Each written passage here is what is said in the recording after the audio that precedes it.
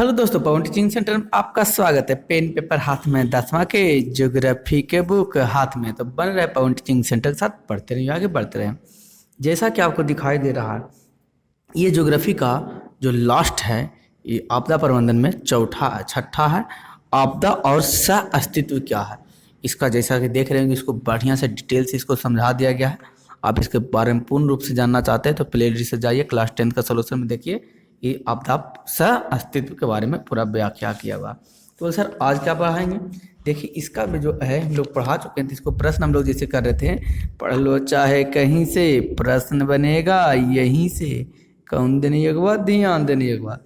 जो हम लोग प्रश्न करने जा रहे हैं, तो यहाँ से हम लोग प्रश्न करेंगे, ऑब्जेक्टिव प्रश्न और दीर्घोत्तरीय प्रश्न, लघुत्तरीय प्रश्न करेंगे हम लोग।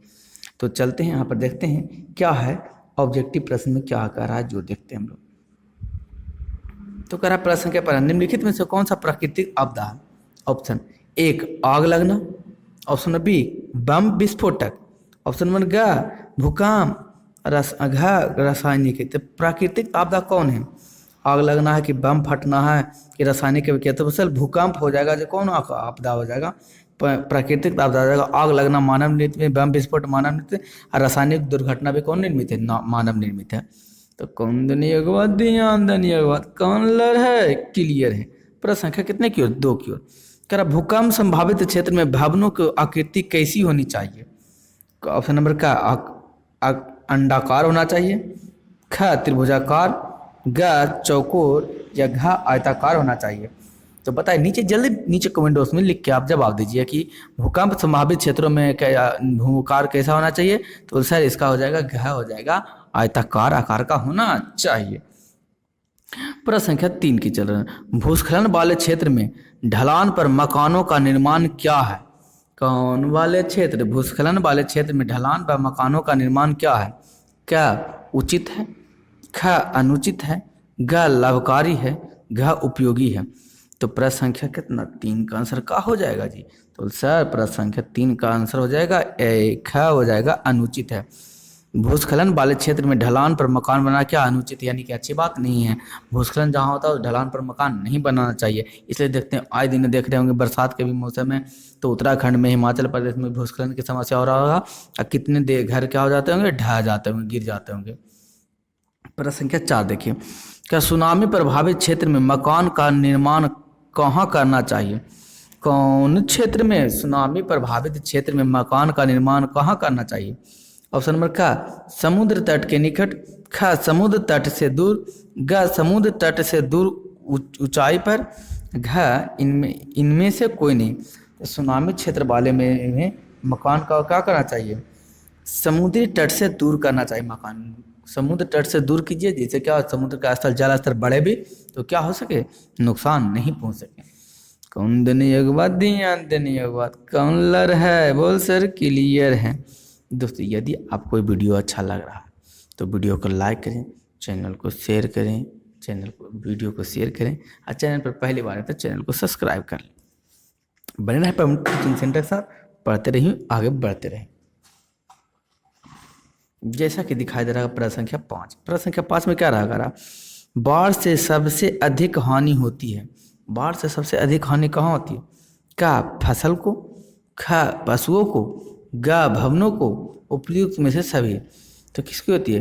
तो सर इसका 5 का आंसर हो जाएगा उपयुक्त में से सभी। फसल के भी हानि होता है, पशुओं की भी हानि नुकसान पहुंचता है, और भवनों को नुकसान पहुंचता है। तो बाढ़ में क्षेत्र में सभी को क्या पहुंचता है? नुकसान पहुंचता है। प्रश्न संख्या 6, कौन संख्या? प्रश्न संख्या 6 क्या करा? कृषि सुखाड़ क्षेत्र होता है।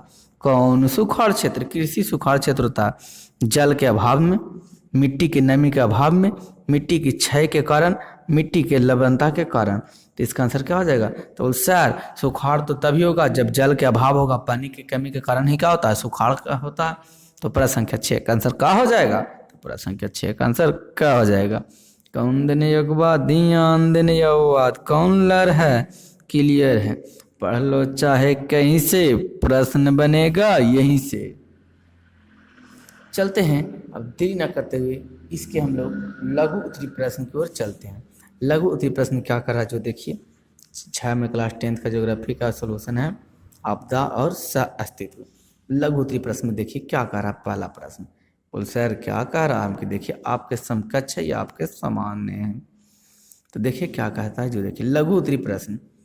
प्रश्न लिखा में कह रहा भूकंप के प्रभावों को कम करने के 4 उपायों को लिखिए। भूकंप के प्रभावों को कम करने के क्या उपाय? 4 उपाय। पहला, भूकंप के प्रभाव को कम करने के लिए निम्नलिखित उपाय आवश्यक हैं। पहला, भवनों का आयताकार होना। किसका आयताकार होना? भवनों का आयताकार होना। दूसरा, भवनों के निर्माण में ईंट कंक्रीट से होना। भवनों का निर्माण किससे करना है? ईंट और कंक्रीट से करना है। तीसरा कारण में नींव को मजबूत एवं भूकंप अवरोधी होना चाहिए। नींव को कैसा होना चाहिए? मजबूत और भूकंप अवरोधी होना चाहिए। और चौथा कारण है इसका गलियों एवं सड़कों की चौड़ा होना चाहिए तथा 2 भवनों के बीच की पर्याप्त दूरी होनी चाहिए। ये निम्नलिखित 4 उपाय था। ये 4 उपाय के बारे में हम लोग बताएं। दोस्तों फिर से पढ़ लो, चाहे कहीं से प्रश्न बनेगा यहीं से। कौन लर है? तो वो सर क्लियर है। तो अगर दोस्तों आपको वीडियो अच्छा लग रहा तो वीडियो को लाइक कर दीजिए। चैनल पर पहली बार है तो चैनल को सब्सक्राइब कर लीजिए और दोस्तों के साथ एक बार शेयर कर दीजिए। प्रश्न संख्या 2 की हम लोग चलते हैं तब तक। सुनामो है सुनामी। सुनामी संभावित क्षेत्रों में गृह निर्माण पर अपना विचार प्रकट कीजिए। उत्तर सुनामी प्रभावित क्षेत्र में गृह निर्माण के लिए निम्नलिखित बातों पर ध्यान देना चाहिए। कौन कौन से बातों पर ध्यान देना चाहिए? उत्तर, जहां सुनामी लहरें आती हो वहां लोगों को तटीय भाग के अपेक्षा तट से दूर बसना चाहिए।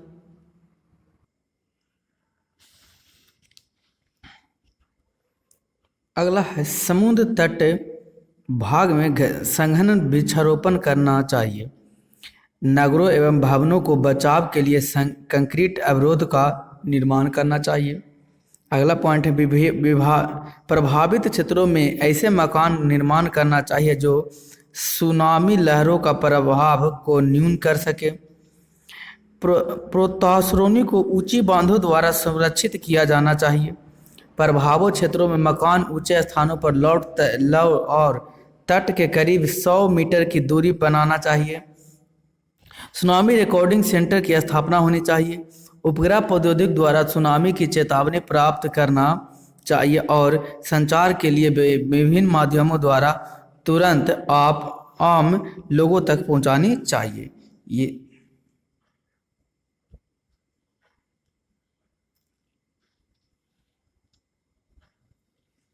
क्या था? इस आपका सारा पॉइंट था। तो आप इसको क्या कीजिए, लिख सकते हैं, देख सकते हैं। आगे चलते हैं प्रश्न संख्या कितने की ओर? प्रश्न संख्या सर 3 की ओर। प्रश्न संख्या 3 क्या करा, जो देखिए प्रश्न संख्या सुखाड़ में मिट्टी की नमी को बनाए रखने के लिए क्या करना चाहिए?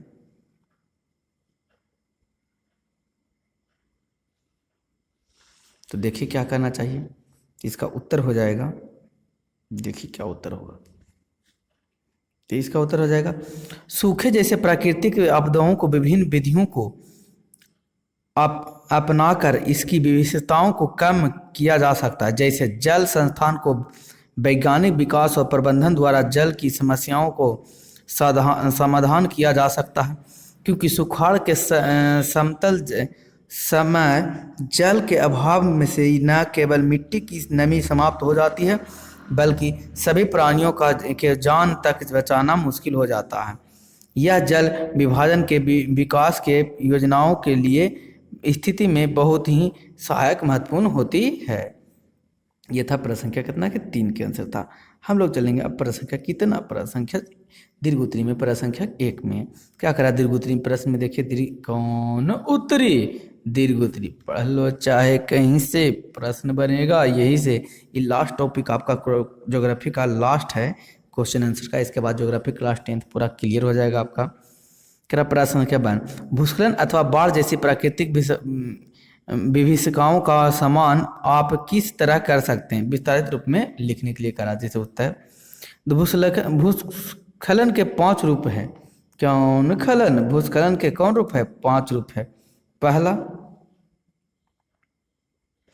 बारिश के पानी के साथ साथ मिट्टी और कचरे का नीचे आना, कंकड़ पत्थरों का खिसकना, कंकड़ पत्थर के गिरना, चट्टानों को खिसकना, और पांचवा है क्या, चट्टान के गिरने के आदि से जनमाल की बर्बादी होना। कह रहा है इसमें बचाव के लिए निम्न उपाय किए जा सकते हैं। कौन कौन से उपाय किए जा सकते हैं, जो देखिए। पहला उपाय, मिट्टी की प्रकृति के लिए अनुरूप उपयुक्त नींव डालना, कि किस तरीके से हमको मिट्टी है उस तरीके से हम नींव डालेंगे, उस घर बनाएंगे। ढलाव स्थान पर मकान का निर्माण ना करना, ढलाव स्थान पर मकान का निर्माण नहीं करेंगे। समान एवं वैकल्पिक संचार प्रणालियों को समुचित व्यवस्था कराना। वनस्पति विहीन ऊपरी ढालों पर प्रयुक्त वृक्षा प्रजातियों को सघन रोपण कार्य करना। प्राकृतिक जल की निकास का अवरुद्ध ना होना। पुख्ता दीवार का निर्माण किया जाना। बारिश की पानी और झरने के प्रवेश सहित भूस्खलन को संचार पर काबू पाने के लिए सतत समतल जल निकासी केंद्र बनाना। भूमि के नीचे बिछाए जाने वाले पाइप, लाइन, केबल आदि लचीले होने चाहिए ताकि भूस्खलन के उत्पन्न दबाव का सामना कर सके। बाढ़ एवं विनाशकारी प्राकृतिक आपदा है, इससे निजात पाने के लिए निम्नलिखित उपाय किए जा सकते हैं। कौन कौन से उपाय, जो देखिए। बाढ़ की प्रवणता को कम करने के लिए वनों का विकास निजात मिलता है। नदियों के दोनों तटबंधों पर बांध बनाना बाढ़ प्रभावित क्षेत्र की सुरक्षा प्रदान किए जा सकते हैं। अगला है मृदा क्षय को भी निर्यात किया जा सकता है। जल निकासी की समुचित व्यवस्था होना चाहिए। पर्वतीय भागों में नदियों के ऊपर बांध और पृष्ठ भाग जलाशय का निर्माण कर जल का नियंत्रण किया जा सकता है। बाढ़ प्रभावित क्षेत्रों में नहरों का जाल बिछाकर इसकी विभीषिका से बचा जा सकता है। साथ ही सिंचाई का काम भी किया जा सकता है। बाढ़ से बचने के लिए रिंग बांध की भी सहायता होता है। नदियों की धाराओं को सुधार तथा नदियों के लिए वैकल्पिक मार्ग का निर्माण के द्वारा इसे समस्याओं का समाधान संभव है। बाढ़ समुदाय क्षेत्रों में स्थान पर खाद्य बैंक का भी विकास करना चाहिए। ये आपका क्या था, प्रश्न संख्या 2 का पूर्ण रूप से व्याख्या था। पढ़ लो चाहे कहीं से, प्रश्न बनेगा यहीं से। कौन देने योग्य बात, ध्यान देने योग्य बात। चलते हम लोग प्रश्न संख्या कितनी की ओर, दीर्घ में 2 की ओर। कह सुनामी के दौरान उठाए जाने वाले कदम के बारे में लिखें। तो उत्तर क्या होगा, सुनामी तूफान आने के पहले कुछ उठाए गए कदम निम्नलिखित है। कौन कौन से कदम है, जो देख लीजिए। पहला, अपने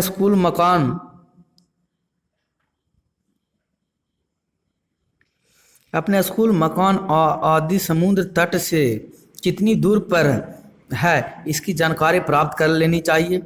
यह जान लेना आवश्यक है कि आपका स्कूल घर समुदाय तल से कितना ऊंचाई पर है। तीसरा पॉइंट, ऐसे स्थान पर चले जाएं जो ऊंचा एवं स्थित हो और हर प्रकार की सुरक्षा हो, हर तरह से सुरक्षा हो। अगला पॉइंट, सुनामी की लहर पहले हल्की और कम ऊंचाई की हो सकती है परंतु बाद में भयंकर रूप धारण कर सकती है, इसलिए हल्के लहर को देखते ही समुद्र तट को छोड़ देना चाहिए। कई लोग सुनामी लहरों को देखने के लिए नज़दीक चले जाते हैं परंतु ऐसा करना बड़ा खतरनाक सिद्ध हो सकता है। प्रशासनिक समुदाय केंद्र द्वारा दी गई चेतावनी की ओर ध्यान देकर उनके हल्के में ही मत टाल दें। मई 1960 में 61 व्यक्ति की मौत हो गई थी क्योंकि उन लोगों ने तटीय केंद्र द्वारा चेतावनी गई हवाई टापू पर अनसुनी कर दिया था। रेडियो के टेलीविज़न द्वारा प्रसारित किए गए जानकारी का लाभ उठाएं और उनके द्वारा दी गई सलाह पर अमल करें। सलाह पर क्या करें, अमल करना चाहिए। ये था प्रश्न संख्या 2 का आंसर। दोस्तों पढ़ लो चाहे कहीं से, प्रश्न बनेगा यहीं से। कौन टीसी पीटीसी, कौन देने योग्य बात, ध्यान देने योग्य बात। चलते हम लोग जो प्रश्न संख्या क्या है 3 है, जो लास्ट प्रश्न इसका है। इसके बाद चैप्टर क्या हो जाएगा, समाप्त हो जाएगा। करा प्रश्न संख्या 3 क्या करा, आकस्मिक प्रबंधन में स्थायी प्रशासन एवं स्वयंसेवी संस्था की भूमिका का विस्तार से उल्लेखन करिए। उत्तर करा, मुख्यतः आकस्मिक प्रबंधन के 3 घटक हैं। 1 स्थानीय प्रशासन, 2 स्वयंसेवी प्रशासन, 3 गांव अथवा मोहल्ले के लोग। पहला क्या है, जो देखिए स्थानीय प्रशासन। आकस्मिक प्रबंधन में स्थानीय प्रशासन की अहम भूमिका होती है। राहत शिविर का निर्माण, प्राथमिक उपचार की सामग्री की व्यवस्था, एम्बुलेंस, डॉक्टर, अग्निशामक इत्यादि तत्काल व्यवस्था कराना इसकी प्रमुख कार्य है। ये किसका कार्य है, स्थानीय प्रशासन का। दूसरा है स्वयंसेवी संगठन। आकस्मिक प्रबंधन में स्वयंसेवी संस्था महत्वपूर्ण स्थान रखता है।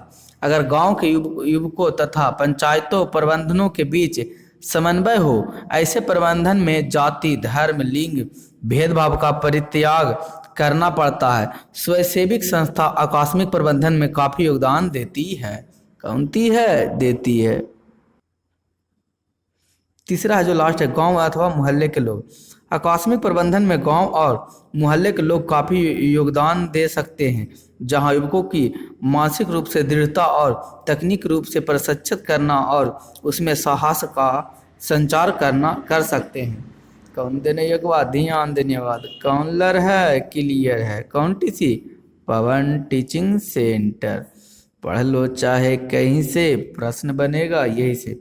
आज यह क्या हो गया था, द इंड, द इंड हो जाता है। बोल क्यों सर, क्योंकि क्लास 10th का, कौन था, क्लास 10th का जियोग्राफी, जिसको हम लोग कुछ कहते हैं भूगोल, कौन गोल, भूगोल का क्या हो गया, पूर्ण रूप से व्याख्या भी हम लोग कर लिए। इसका ऑब्जेक्टिव प्रश्न, लघु उत्तरी प्रश्न, लघु उत्तरी प्रश्न और दीर्घ उत्तरी प्रश्न, सभी प्रश्न हम लोग क्या कर चुके हैं, कर चुके हैं। अगर आपको कोई और किसी प्रकार से इस चैप्टर में, इस क्लास 10th में ज्योग्राफी के बारे में जानना हो या कोई प्रश्न हो, तो नीचे कमेंट बॉक्स में हमें प्रश्न लिख के भेज सकते हैं, जिसको मैं अवश्य सोल्यूशन करने का प्रयास करूंगा। दोस्तों बने रहे पब्लिक टीचिंग सेंटर के साथ, पढ़ते रहे, आगे बढ़ते रहें। इसका आपको अगर विस्तृत रूप से जानकारी प्राप्त करना है, यानी कि ऑब्जेक्टिव का लघु उत्तरी सिर्फ प्रश्न नहीं देखना है, तो इसको पूर्ण रूप से कराया गया है। थ्योरी भी कराया गया है, थ्योरी भी जाकर आप देख सकते हैं क्लास 10th में ज्योग्राफी में, प्लेलिस्ट से जाके खोज सकते हैं। दोस्तों मैं अंत में यह कहूँगा, छोटों के प्यार दे, बड़े को सम्मान करने, छोटों के प्यार दे, बड़े को सम्मान करें, अपना व्यक्ति इस तरीका से कायम रखें कि आपके साथ रह रहे स्त्री भी सुरक्षित महसूस कर सके। अंत तक आपका वीडियो देखने के लिए धन्यवाद। बने रहे पवन टीचिंग सेंटर तक, पढ़ते रहिए, आगे बढ़ते रहें। अंत में मैं आपको यही कहूँगा कि पढ़ लो चाहे कहीं से, प्रश्न बनेगा यहीं से। कौन देने एक बात, ध्यान देने एक बात, कौन टीसी, पीटीसी।